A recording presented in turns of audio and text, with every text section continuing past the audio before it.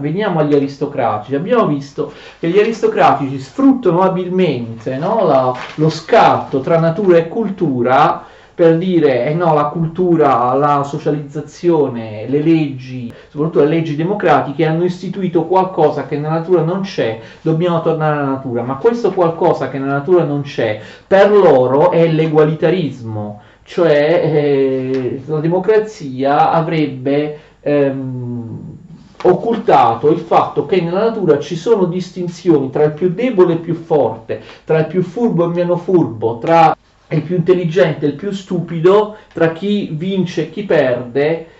Così per loro la legge di natura è la legge del più forte, o comunque, attenzione, non tutti dicono così, in natura c'è una distinzione naturale, proprio genetica, tra il più forte e il più debole. La natura non ci porta a pensare allo stato di natura che tutti siamo uguali, come diceva Ippi e Antifonte, ma questi altri personaggi, cioè Trasimaco e Callicle, trovano invece, ripeto, nello stato di natura, nella legge di natura, l'affermazione che esiste una diseguaglianza naturale tra gli uomini, che le leggi della società, soprattutto della democrazia, vanno ad eliminare, ma per loro questo non è giusto.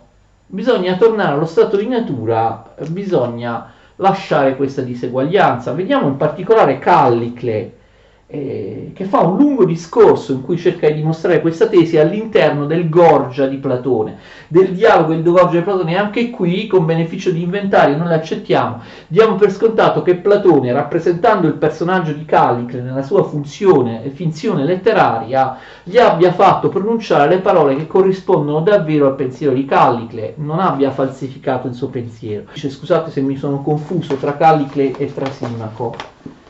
È Trasimaco che dice questo, scusate la confusione, nel primo libro della Repubblica di Platone, che probabilmente è un dialogo giovanile di Platone, perché mette in scena il solito botta e risposta dialettico, no? L'ironia e la dialettica di Socrate nei confronti del sofista Trasimaco, e poi non si arriva a nessuna conclusione. Quindi un dialogo aporetico, che probabilmente è un dialogo giovanile di Platone, che avrebbe dovuto chiamarsi Trasimaco, e invece poi fu trasformato nel primo dei 10 libri della Repubblica, quindi i successivi 9 libri sarebbero stati scritti molto dopo rispetto al primo. Cosa dice Trasimaco contro Socrate? Io dico che il giusto non è altro che l'utile del più forte, ok?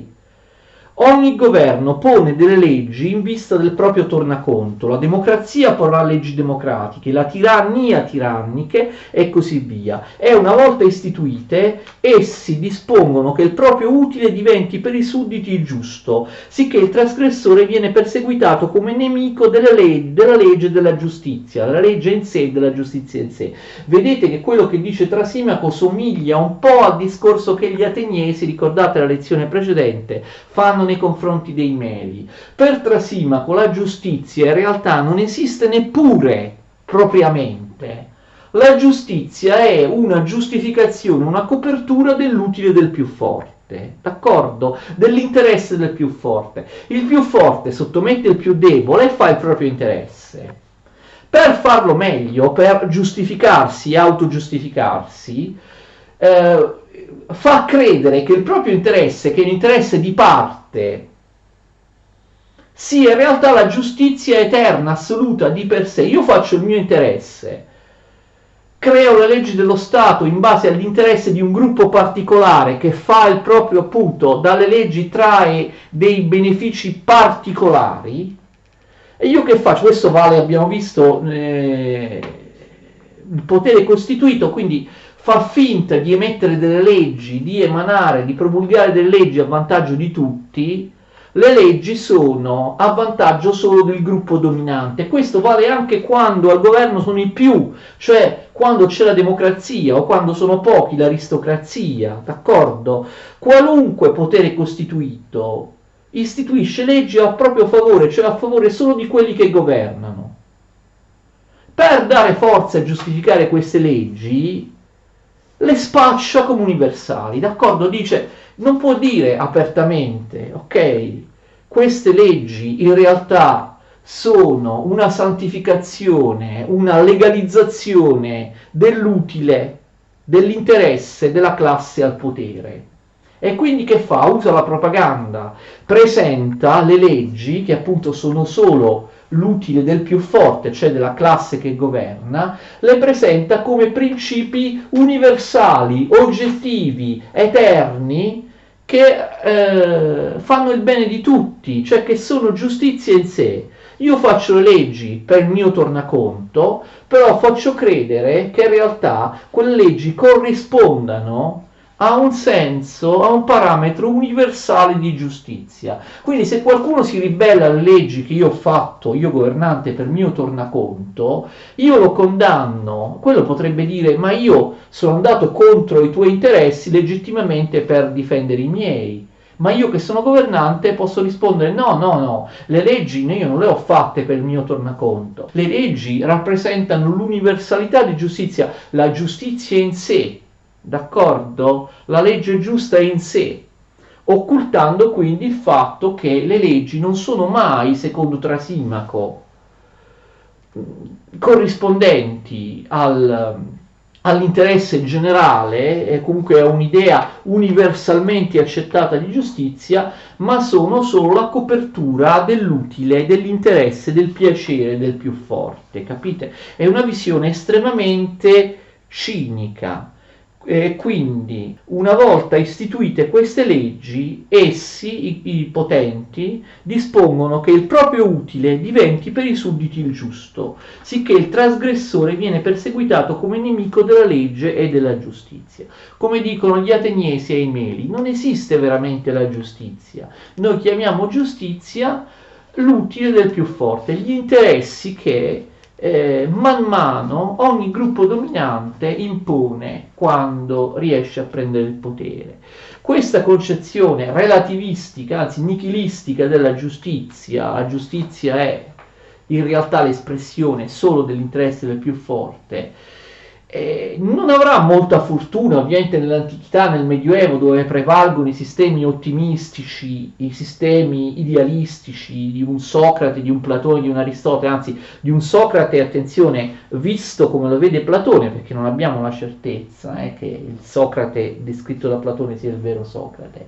Però riemergeranno poi in età moderna il realismo politico, e quindi sono idee che anticipano davvero molte cose della filosofia politica e della filosofia morale dell'età moderna.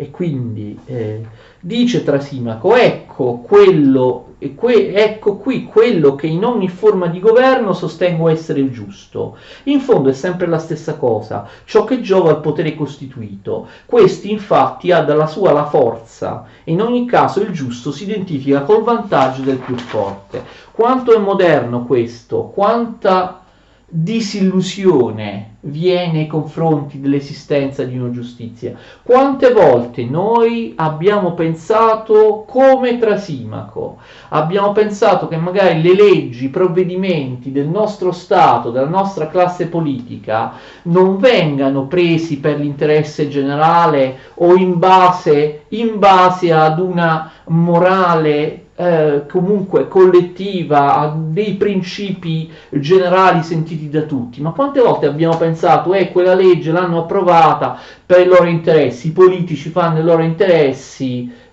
dicono di voler fare l'interesse del popolo, della nazione, di tutti, ma in realtà approvano le leggi che convengono a loro, che fanno solo l'interesse della loro casta, ok?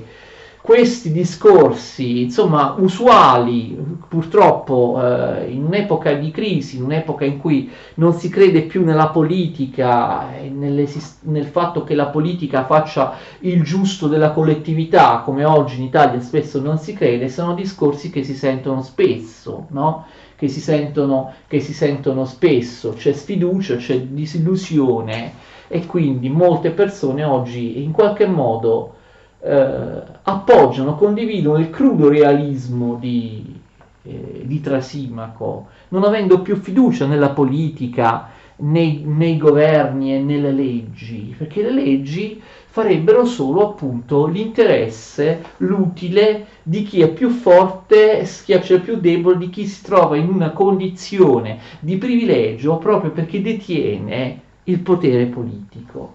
Quindi Trasimaco, Callicle, mi scuso di averli confusi all'inizio, Callicle la pensa come Trasimaco in un certo modo, cioè pensa che così come Trasimaco in natura vi sia una diseguaglianza naturale tra i più forti e i più deboli, non c'è l'egualitarismo in natura.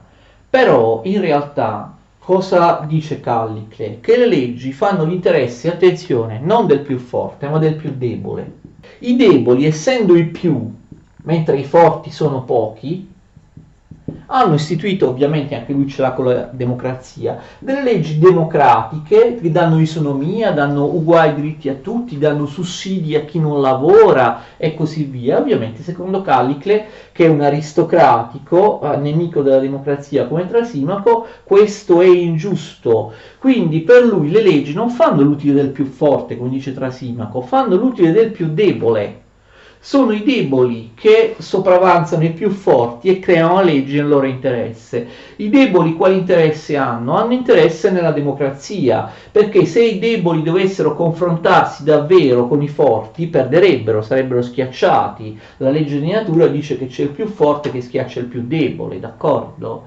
Allora i deboli abilmente riescono a sottrarsi alla loro sorte facendo delle leggi che rendono tutti uguali. Così il più forte, il felice, il vincente non potrà più avere alcun vantaggio dalla propria forza, dalla propria superiorità. Non c'è meritocrazia, tutti sono uguali, d'accordo? Il più forte viene trattato socialmente, giuridicamente, economicamente esattamente come il più debole. Quindi la democrazia si allontana dalla natura. La natura direbbe che il più forte, ci dice che il più forte ha il diritto di primeggiare, di schiacciare il più debole, come dice ovviamente Trasimaco, ma Callicle dice che il più, cioè i deboli, i pochi, i deboli riescono a schiacciare i forti che sono i pochi.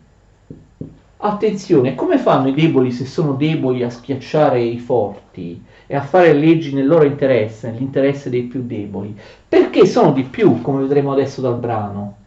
Cioè, capite, cioè, confrontando un singolo debole con un singolo forte vince sempre il forte, ma siccome capite i deboli sono molto più di numero, sono molto più numerosi dei forti che sono pochi, capite, le loro debolezze messe insieme di fatto fanno una forza maggiore rispetto ai forti che sono più pochi. Allora dice Callicle, come ho detto prima nel Gorgia di Platone, quelli che fanno le leggi sono i deboli, i più.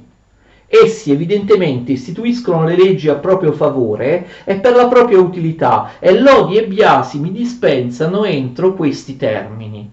Spaventano i più forti, i deboli spaventano i più forti, quelli che avrebbero la capacità di prevalere, per impedire appunto che prevalgano. Dicono che è cosa brutta e ingiusta voler essere superiori agli altri, capite? Inventano anche una morale che colpevolizza, fa sentire in colpa i più forti. Impongono la loro morale degli schiavi e morale dei deboli. Il forte si sente in colpa nel primeggiare, nel superare, nell'arrivare primo, nel dimostrare di essere il migliore rispetto al debole. Viene creata una legge, però attenzione, anche una morale diffusa che dice che essere ricco, essere felice, essere vincente è qualcosa di immorale, qualcosa di cui vergognarsi. Sono i deboli alle origini, no, di queste idee, diciamo così, pauperistiche, moralistiche, che condannano la ricchezza, condannano l'affermazione del forte, capite? Quindi spaventano i più forti, i deboli, quelli che avrebbero la capacità di prevalere, per impedire appunto che prevalgano. Dicono che è cosa brutta e ingiusta voler essere superiori agli altri. Essi, i più deboli, lo credo bene che si accontentano dell'eguaglianza. Capite questa frase? Essi, i più deboli, lo credo bene che si accontentano dell'eguaglianza. Se non ci fosse l'eguaglianza per legge, i deboli sarebbero sopraffatti dai più forti. Chi vuole l'eguaglianza? Chi vuole la democrazia? Chi vuole l'isonomia? Chi vuole l'assistenza per i poveri? I più deboli, quelli che sanno che in un regime di concorrenza, di lotta, di confronto, non avrebbero speranza. Quindi, ecco perché la legge dice ingiusto e brutto il tentativo di voler prevalere sui molti. Ecco perché lo chiamano commettere ingiustizia. Io invece sono convinto che la stessa natura chiaramente rivela che è giusto che il migliore prevalga sul più debole, il più capace sul meno capace. Questo è il pensiero di Trasimaco. La cosa impressionante, vi ho detto, che queste idee poi relativistiche e nichilistiche riemergono proprio pari pari in alcuni pensatori importantissimi come Friedrich Nietzsche. Friedrich Nietzsche crede entrambe le cose, sia alla dottrina di Trasimaco sia alla dottrina di Callicle. Cioè, che cosa dice Nietzsche? Nietzsche dice che la giustizia non esiste, se non quando si trova un compromesso tra due persone o popoli di pari valore. Solo in quel caso conviene la giustizia, quando uno non è sicuro di essere il più forte. Vi ricordate che gli ateniesi dicono la stessa cosa ai Meli? Quando invece uno è manifestamente più forte, la giustizia non esiste veramente. La giustizia, il più forte impone le sue leggi, le sue voglie, i suoi interessi e dice che sono giusti di per sé, eternamente, in ogni situazione. Ma si tratta della santificazione, dell'oggettivazione, dell'universalizzazione dell'interesse di una parte, ok? Cosa dice Nietzsche? Cos'è la giustizia? Arrivano delle bestie bionde, ammazzano chi c'era prima, piantano la loro bandiera e dicono queste sono le nostre idee, questa è la giustizia di per sé. Poi arrivano altre bestie bionde, distruggono quelle, piantano un'altra bandiera, fanno delle leggi molto diverse, dei valori morali molto diversi, siccome sono quelli che loro preferiscono e che garantiscono il loro potere, dicono questa è la giustizia, senza dire come dovrebbero dire questo è il nostro interesse, la nostra giustizia, è la nostra convenienza, no. Piantano la loro bandiera, questo è quello che ci conviene, ma non lo dicono apertamente, dicono questa è la giustizia per tutti, una giustizia oggettiva, una giustizia che esiste di per sé. Ok?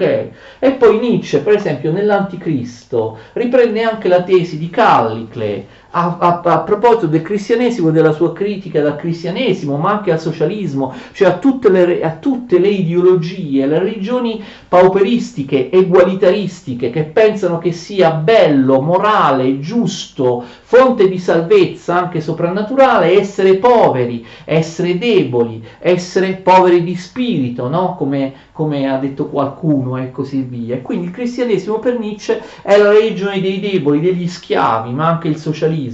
Cosa fanno gli schiavi deboli, quelli che hanno un risentimento, un'invidia nei confronti dei felici, dei forti, dei vincenti, dei migliori? Ovviamente pretendono che i migliori vivano allo stesso livello di loro che sono deboli. E quindi il cristianesimo, ma anche il socialismo,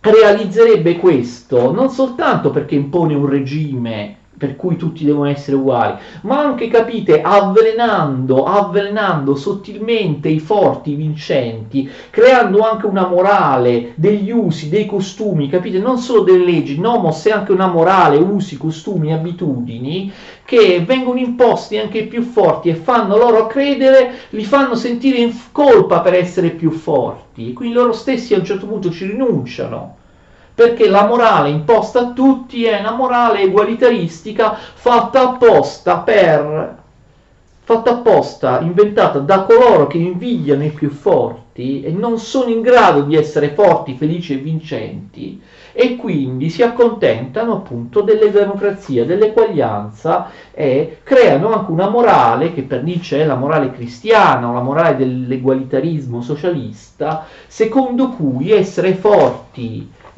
primeggiare, essere dominanti, schiacciare il debole è qualcosa di ingiusto, è qualcosa di cui vergognarsi, d'accordo? Quindi l'annullamento dei pochi e del loro, secondo Callicle, diritto naturale che i pochi più forti hanno di schiacciare i deboli, l'annullamento dei forti, capite, non passa solo attraverso leggi che impediscono al forte di capitalizzare la propria forza, ma anche passano altri, capito, attraverso la creazione di una morale, di un pensiero, di un sentimento dominante che abitua tutti, compresi i forti, a considerare vergognoso imporsi e far valere la propria forza, creando appunto una morale del senso di colpa.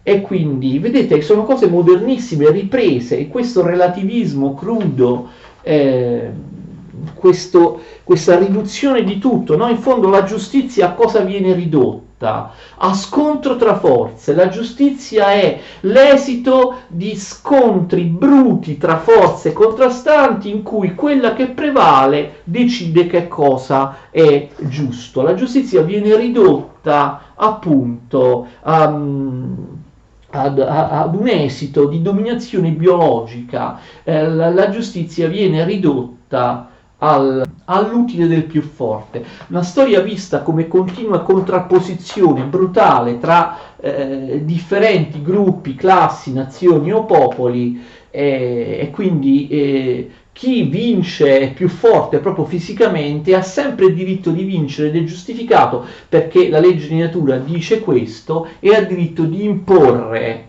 il proprio interesse come giustizia. Però può succedere anche il contrario, che i pochi, essendo numericamente superiori rispetto ai molti, riescono a imporre il loro interesse. L'interesse dei pochi ovviamente non è che si sia tutti liberi e di vincere e di dominare. L'interesse dei pochi, dei deboli, è che si sia tutti uguali e che la forza, l'intelligenza, la superiorità non contino più niente, anzi siano condannate moralmente da appunto un sistema morale che considera immorale essere il più forte. Arriviamo alla conclusione, se ci riusciamo. Non vi ho parlato poi dell'azione drammatica del Trasimaco nella Repubblica, nel primo libro della Repubblica. È un dialogo aporetico. Socrate critica Trasimaco, no? Critica la sua idea che la legge sia la legge del più forte, che la vera giustizia non esista. Lo fa attraverso tutta una serie di giochi di parole, la dialettica, l'ironia socratica, però in realtà Socrate non arriva a demolire la tesi di Trasimaco. Dice sì alcune cose, per esempio cerca di dire che una giustizia oggettiva esiste, perché come esiste l'arte del nocchiero che guida la nave, fa l'interesse non del più forte ma anche del più debole, dei marinai, così come esiste l'arte del cuoco che prepara le pietanze, fa l'interesse di tutti, anzi proprio dei più deboli, così deve esistere proprio, gioca molto sulle parole, sui termini, sulla definizione. Gioca molto Socrate nel primo libro della Repubblica quando parla sul Trasimaco. Deve esistere quindi anche un'arte specifica, che è l'arte politica, che è l'arte che realizza la giustizia per tutti. Ma Trasimaco sbotta e dice: ma io ti sto dicendo che quest'arte è fittizia, perché la politica sostiene di essere l'arte che realizza la giustizia per tutti, realizza il bene. Però ti sto dicendo, Socrate, che in realtà fa solo finta di farlo, d'accordo? Si presenta così, ma fa solo finta. Socrate insiste e cerca di demolire la tesi di Trasimaco con un insieme di giochi di parole piuttosto discutibili a mio avviso. Cioè, Socrate finisce per identificare il bene con il piacere e il male con con il dolore. In questo modo critica la tesi di Trasimaco che sostiene che l'ingiusto generalmente è più felice del giusto, d'accordo?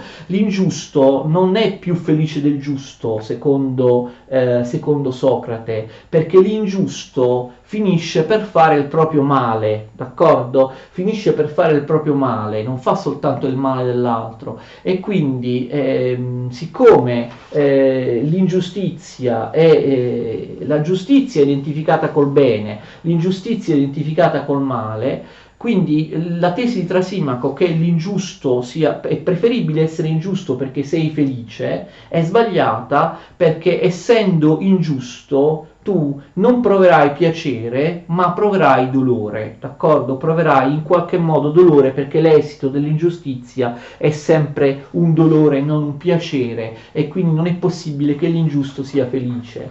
Sono tutta una serie di giochi di parole dialettici di Socrate che, insomma, non lo so fino a che punto siano corretti da un punto di vista logico. Una però, mi sto trattenendo un attimo appunto sulla discussione tra Socrate e Trasimaco, che è un dialogo giovanile di Platone, quindi probabilmente mette in gioco proprio le idee del vero Socrate, ma anche del vero Trasimaco. Ora non stiamo parlando di Socrate, ma dei sofisti, ma ovviamente Socrate rappresenta, secondo Platone, un'opposizione ai sofisti, al relativismo, all'utilitarismo, al nichilismo dei sofisti. Socrate contrappone l'esistenza di una giustizia oggettiva, valida per tutti, non sottilmente interessata. Un argomento interessante che Platone propone è il fatto che l'ingiusto non può mai essere veramente ingiusto. Perché? Perché per realizzare l'ingiustizia spesso si deve coalizzare con altri ingiusti, d'accordo? Con altri delinquenti. Però una gang, una banda di delinquenti, per realizzare l'ingiustizia deve comunque comportarsi giustamente al proprio interno. Cioè, lui dice, Socrate, non può esistere veramente l'ingiusto, perché l'ingiusto, capite, per realizzare l'ingiustizia ha bisogno di complicità. E quindi la banda di ingiusti, quelli che collaborano tra di loro devono essere giusti, altrimenti non riuscirebbero a compiere il colpo, d'accordo, a realizzare l'ingiustizia. Quindi a metà sono ingiusti, a metà sono giusti. Sono ingiusti nei confronti di quelli che devono truffare o derubare, ma al loro interno, capite, la banda di delinquenti, di criminali, di ingiusti deve trattare ogni membro in maniera giusta, altrimenti mancherebbe l'accordo, la fiducia e la solidarietà all'interno della banda dei delinquenti per poter realizzare l'ingiustizia. Quindi Socrate abilmente dice che l'ingiusto non è mai veramente ingiusto, perché se tutti fossimo ingiusti nei confronti degli altri, non potremmo davvero essere ingiusti. Cioè, per poter realizzare l'ingiustizia ci vuole sempre una complicità con altri ingiusti nei confronti dei quali io devo essere giusto. Se no, gli ingiusti tra di loro si fregherebbero, si ruberebbero, facendo ingiustizia tra di loro, non potrebbero poi realizzare l'ingiustizia nei confronti degli altri, d'accordo? Quindi la coesione sociale, per quanto magari la coesione sociale in questo caso la stiamo ipotizzando all'interno di un gruppo di ingiusti, di delinquenti, deve per forza esistere e deve basarsi sulla giustizia, dice Socrate. Comunque Socrate cerca di demolire l'interpretazione di Trasimaco, che dice che appunto che la legge è sempre il mascheramento dell'utile del più forte, e che il più forte ottiene vantaggio e piacere ad essere ingiusto, l'ingiusto, il più forte è vincente perché è ingiusto, l'ingiusto è sempre più felice del giusto. Socrate prova, insomma, a demolire in maniera sottile e dialettica queste tesi di Trasimaco, però poi in realtà non dimostra il contrario di quello che dice Trasimaco. Come tutti sanno, Socrate dice: mi sono spinto troppo avanti perché ho parlato del giusto e dell'ingiusto prima di definirlo, e poi col libro secondo della Repubblica si passa su un altro piano. Socrate non dà la risposta che cos'è la giustizia individualmente, se il giusto è più felice dell'ingiusto, eccetera, dà una risposta su un altro piano, cioè come sapete nella costruzione della Repubblica, la teoria della Repubblica, Socrate dice dobbiamo definire il giusto e l'ingiusto non in rapporto all'individuo ma in rapporto allo Stato, dobbiamo costruire uno Stato giusto con le 3 classi sociali eccetera per poi definire che cos'è il giusto. E poi alla fine Socrate, che esprime le idee di Platone dal libro secondo al libro 10 della Repubblica, che cosa arriverà a definire come giusto? Una piuttosto astratta idea di giusto, il giusto in sé, che si trova nell'iperuranio nel mondo intelligibile, d'accordo? Quindi in qualche modo Socrate elude, non dà risposte, non dà una soluzione alternativa alla teoria di Trasimaco, perché Socrate, che critica Trasimaco, è il Socrate, il vero Socrate, quello che Platone in gioventù rappresenta, mentre invece dal secondo al 10° libro della Repubblica non abbiamo più un vero Socrate, d'accordo? Abbiamo Platone che esprime l'idea di Socrate.